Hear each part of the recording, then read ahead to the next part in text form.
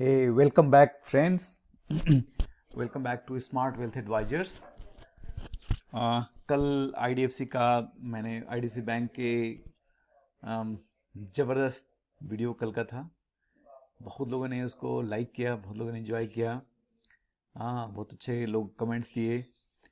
I am really thankful for that.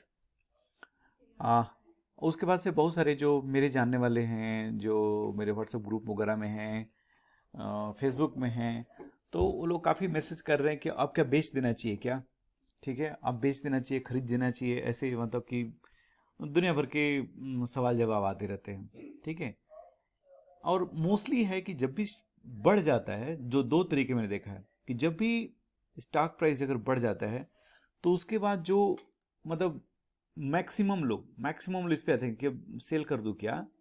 हाँ, मतलब जो भी पैसा ऊपर जान बढ़ने लगता है, ये नहीं देखते हैं कि अच्छा अब इसका फंडामेंटल खत्म हो गया है क्या। क्या जैसे फॉर एग्जांपल अब आईडीएफसी बैंक के लिए मेरा दोस्त पूछा था कि ये बेच दूं क्या यार, 20% बढ़ गया 2 दिन में। तो क्या आपने किस लिए डाला था? आपका जैसे मैंने पैसे डाले थे सिंपल कि मेरा जो जॉकी है बैंक का, वो मिस्टर वैद्यनाथन है, एंड ही इज देयर। मैंने इसलिए डाला था कि बैंक के सारा पैरामीटर्स अच्छे चल रहे हैं, तो वो इंटैक्ट है, बहुत बढ़िया है। अब मेरे को क्यों बेचना चाहिए? जो अगर सब बढ़िया है तो फिर बेचने का इसमें कोई मतलब नहीं है ना। ठीक है, अच्छा बाई खरीदने के लिए, क्योंकि वो बाई करे क्या, तो बाई और सेल ये हमेशा आपको आपको जो अगर कन्विक्शन नहीं रहेगा ना कि मैं क्या कर रहा हूँ। जैसे मैं पूरे कोरोना में मैंने एक भी न आरबीएल के शेयर बेचे, न आईडीएफसी खरीदे। जो खूब गिरा था हमने खरीदा। ठीक है, तो क्योंकि वो कन्विक्शन आपको होना चाहिए। ठीक है, और आपको समझ में होनी चाहिए कि आप किस लिए काम कर रहे हो। बाई कर रहे हो तो किस लिए कर रहे हो, सेल कर रहे हो तो किस लिए कर रहे हो, ये बहुत इंपॉर्टेंट है। ठीक है, अब मैं एक एग्जांपल आरबीएल का लूंगा आज। ठीक है, कि कैसे, और एक दो चीज और बहुत टेक्निकलिटी है मैं आपको बताऊंगा। ठीक है, मैं आपको आरबीएल का एक एग्जांपल लेके बताता हूँ इस बात को कि कैसे चलता है। अब हम यहाँ पे आते हैं स्क्रीनर में। ठीक है, मैं क्या करता हूँ कि 1 ईयर का देखिए, यहाँ पे था, इस समय भी मेरे पास शेयर थे। यहाँ पे आया तब भी मेरे पास शेयर थे, यहाँ आया तब भी मेरे पास शेयर है। ठीक है, अब देखिए कोई भी जगह स्टॉक प्राइस यहाँ से चल रहा था, मेरे को पता था कि गिर रहा है, लेकिन लेकिन मेरे को ये नहीं दिख रहा था कि इसके पैरामीटर्स, जैसे वो कह रहा था एनपीए गिर रहा, एनपीए बढ़ रहा था।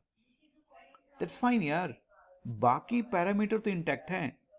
बैंक क्यूआईपी कर पा रहा है, राइट। मैं एक बैंक का एग्जांपल लेता हूँ, हर इंडस्ट्री के लिए अलग अलग ये समझदारी होगी। क्यूआईपी कर रहा है और क्यूआईपी के लिए लाइन लग रही थी, मतलब 25-30 बड़े बड़े इन्वेस्टर, बड़ी बड़ी इंश्योरेंस फर्म्स इंडिया की, एचडीएफसी जैसे लोग, HDFC insurance, ICICI insurance, Bajaj finance, ऐसे लोग पैसे डालने के लिए आरबीएल में तैयार हैं। ठीक है, तो उसी समय लोग करीब करीब इधर इधर हुआ था, तो 352 358 में लोग 358 फिर 342 में से देर एबल टू डू क्यूआईपी। ठीक है, तो बहुत सॉलिड चीज है। अब उसके बाद इधर आ गया अचानक से कोरोना, तो खराब तो चल ही रहा था, उसमें और खराब होने लगा। अब जगह आपका शेयर इतना धड़ाधड़ गिर रहा है, जबकि आपका सब कुछ इंटैक्ट है। ठीक है, बैंक है तो एनपीए रहेगा। मारुति आप जैसे तो उसका सेल में कभी डाउन आएगा, लेकिन जगह डाउन रहते, क्या सब लोग का डाउन आ रहा है क्या? ये इंपॉर्टेंट है। ऐसा तो नहीं कि आप ही का केवल कंपनी मरी जा रही है, ये इंपॉर्टेंट समझना। अब यहां से गिरते जाते इसमें कोई मतलब नहीं है, कोई मतलब नहीं है यहाँ पे बेचने का। ठीक है, यहाँ पे आप थोड़ा कम कर सकते हो, समझदारी आगे तो ठीक है, नहीं तो अगर इधर आपको कोई बेचने को कोई मतलब ही नहीं है, आराम से चुप मार के बैठिए, समझदार समझते रहिए अपने बैंक को कि अपने बैंक के साथ क्या हो रहा है। ठीक है, उसके बाद क्या हो रहा है वो बहुत समझने वाली बात हो गई। ठीक है, अब इतना क्या, अपनी खरीदारी इधर में चलती ही जा रही थी, यहाँ भी खरीदा, यहाँ भी खरीदा, यहाँ चंक्स में खरीदे जा रहे थे। हाँ, इधर में काफ़ी ज़्यादा खरीदारी हुई थी।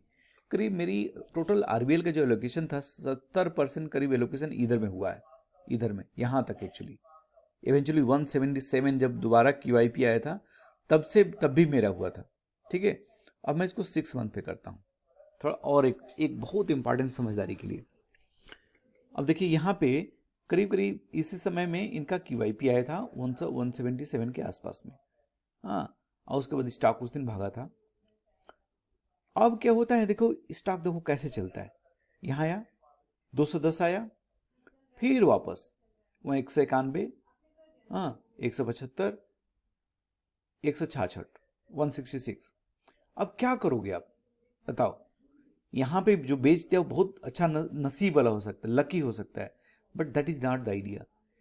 यदि आपको एलोकेशन बढ़ाना है, जिस कंपनी पे आपका बहुत तगड़ा कन्विक्शन है उसमें आपको एलोकेशन बढ़ाना है, ठीक है। तो आपने इधर खरीदा, इधर नहीं बेचा, बढ़िया है, कोई प्रॉब्लम नहीं है। आपको जैसा मैंने 177 में QIP हुआ था, तो मैं सोचा कि अगर इधर 177 से नीचे स्टॉक आ गया, 157 में आ गया, तो यार मैं तो जो वो 25-30 बड़े बड़े दिग्गज जो खरीदे उनसे तो मैं बेटर खरीद रहा हूँ। और प्लस मुझे लग रहा है कि मैं लोकेशन बढ़ा सकता हूँ इसमें, ठीक है। तो मैं से बढ़ाया गया। अब देखिए फिर क्या होता है, यहां तक आया 209 के बाद चलते चलते फिर से वापस ये 206 नीचे के करीब में आ गया, ठीक है। तो फिर अब मैं ये क्या बताना चाहता हूं कि अगर बढ़ता है आपका, ठीक है, तो घटते तो शेयर मार्केट में कोई भी स्टॉक ना ऐसे लीनियर वे में बहुत कम स्टॉक मिलते हैं, कैसे एकदम खटाखट खटाखट बढ़ता जाए, तो हमेशा ऊपर नीचे होते जाता है। तो अब जैसे अभी आज के डेट में आ गया 269 से अचानक आपको फिर से 240 आ गया। तो होता क्या है कि अब इस स्टॉक को, जैसे मेरे को लगता है अब इस स्टॉक को 200 रुपए से नीचे जाने लाइक अब नामुमकिन टाइप का है। मार्केट सही कर रहा है, आरबीएल सही कर रहा है, सारे बैंक्स अच्छे कर रहे हैं, मतलब कि पूरी इकोनॉमी अच्छी कर रही है, ठीक है। तो अब इस समय किसी भी तरीके से आपको, अब या तो आपको लगता है कि एलोकेशन बहुत ज़्यादा हो गया है मेरा, हाँ जितना चाहिए था, जैसे आप सोचते हो कि मेरे 10 स्टॉक हैं तो 10 में 10% रहना चाहिए, और बिकाज के आरबीएल बैंक बढ़ गया तो आपका जो हो 15% पहुंच गया। तो 15% पहुंच गया तो आप चाहो तो वहां पे थोड़ा सा अपना एलोकेशन कम कर सकते हो, लेकिन इसलिए नहीं कि आरबीएल बैंक अब खराब करने वाला है, ठीक है। एलोकेशन आपको मैनेज करना है तो, ठीक है। जैसे मेरे केस में काफी ज्यादा लोकेशन है, लेकिन मुझे लगता है कि बहुत ही अंडर वैल्यूड स्टॉक है ये, ठीक है, तो मैं नहीं कुछ कर रहा, ठीक है। ये किसी डिस्क्लेमर, किसी तरीके का सजेशन नहीं है, क्योंकि मैं सेबी एडवाइजर नहीं, मैं इसे नहीं कर सकता, लेकिन ये मैं समझदारी की बात कर रहा हूं कि अब ये स्टॉक क्या होता है कि कोई अभी देखो बढ़ा तो है, यहां से जो लो आया वहां से बढ़ा ही है, ठीक है, यहां से हमेशा स्टॉक बढ़ा ही है, लेकिन इसी में प्रॉब्लम होता है, अरे नहीं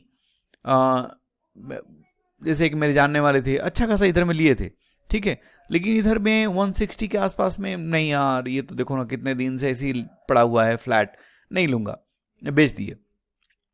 तो वो नहीं करना है। अगर आपको एकदम सॉलिड तरीके से आपके स्टॉक के जो फाइनेंशियल्स हैं, जो रिजल्ट्स हैं, जिस चीज के लिए आप डाले हो वो अगर सही है, कंपनी सही है, आपने केवल ट्रेड के लिए नहीं लिया है, तो फिर आप चलो रहो उस पर, ठीक है, बिल्कुल रहना है उस पर, ठीक है। तो स्टॉक क्या होता है कि थोड़ा ऊपर फिर नीचे आएगा, अब से हो गया 269 आ गया ना, बहुत होगा ना तो 240 230 के आसपास फिर रुकेगा, फिर ऐसा 10% 15% नीचे आके 20% नीचे आके फिर आगे 40% पर जाएगा। तो जो बढ़ने वाली स्टॉक जो दिखना चालू होता है ना, इसी तरीके से बढ़ता है और घटता भी इसी तरीके से, ऊपर नीचे होता रहता है, तो उससे घबराने की जरूरत नहीं है। It's a kind of like pulse, ठीक है। आप कभी भी आप अगर हार्ट का कराए हो गया आप, तो उसमें पल्स होता है, पल्स चल रहा है मतलब सब बढ़िया है यार, कोई प्रॉब्लम नहीं है, ठीक है। किसी भी चीज का, किसी भी स्टॉक का मतलब जो फाइनेंशियल वो नहीं टूटना चाहिए। तो यहाँ एनपीए, जैसे आरबीएल के एनपीए बढ़ रहे थे, लेकिन at the same time loan book अच्छी थी, डिपॉजिट अच्छे थे, इनका सब फाइनेंशियल सही चल रहे थे, ठीक है। तो बस यही बताना चाह रहा था कि आपको बेचना खरीदने का जब भी आपको मन करे, तो भाई पहले एक बार उसको समझ लो कि जिस लिए आप खरीदे थे वो सही है कि नहीं। अच्छा, किसी को बेच के किसी को खरीदने जाओ, ठीक है, आपको लग रहा है कि ये स्टॉक अब बढ़ने वाला नहीं है क्योंकि इसके फाइनेंशियल खराब होने वाले हैं, इसलिए तब आप वहां से बेच के और कोई आपको बहुत अच्छी अपॉर्चुनिटी मिलती है तो खरीद सकते हो। ऐसे नहीं कि इधर लग रहा है कि मेरे को अभी कुछ दिन तक नहीं चलने वाला है, कुछ दिन तक, ठीक है, कुछ दिन तक नहीं चलना है, उसके बाद चल सकता है, तो मैं इसको बेच के दूसरा ले लूं, ये महा गलती है, ठीक है, बिगेस्ट ब्लंडर है, ठीक है। तो किसी को बेच को किसी लेने का तभी जब आपको लगता है कि ये नहीं बढ़ने वाला है और ये जो नया मैं खरीदने वाला हूँ उसमें बहुत ज़्यादा पोटेंशियल है, ठीक है। क्योंकि एक बार जब स्टॉक की प्राइस ऊपर जाने लगती है ना, तो मतलब 99% लोगों का ऊपर एवरेज करना नहीं बनता है। ऊपर एवरेज करना बहुत ही टफ होता है किसी के लिए भी, मेरे लिए भी, ठीक है।